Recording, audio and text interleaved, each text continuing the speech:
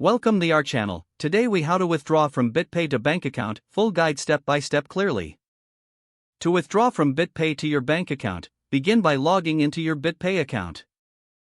Navigate to the wallet section. Select the cryptocurrency you wish to withdraw. Click on the withdraw button. Enter the amount you wish to withdraw. Choose the option to withdraw funds to your bank account. If you haven't linked your bank account yet, you will need to add it.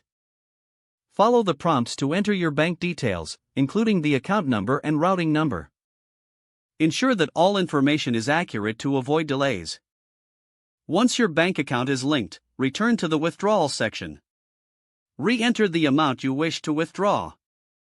Confirm the withdrawal method is set to your bank account. Review all details of the transaction carefully. Proceed by clicking on the Confirm button. You may receive a confirmation email regarding your withdrawal request. Check your email for any further instructions or confirmations. Your withdrawal processing time may vary depending on your bank. Typically, it may take a few business days for the funds to appear in your bank account.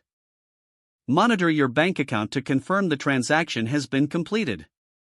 In case of any issues, reach out to BitPay's customer support for assistance. Your funds should now be successfully transferred to your bank account. If the page does not load, refresh the browser or try again in a private or incognito window.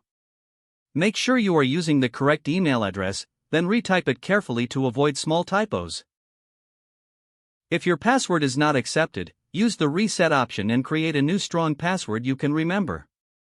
Check your spam folder for verification or security emails, then complete any requested confirmation steps.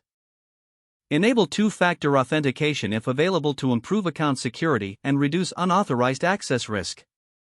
After signing in, review your profile details so your contact information and settings are accurate and current.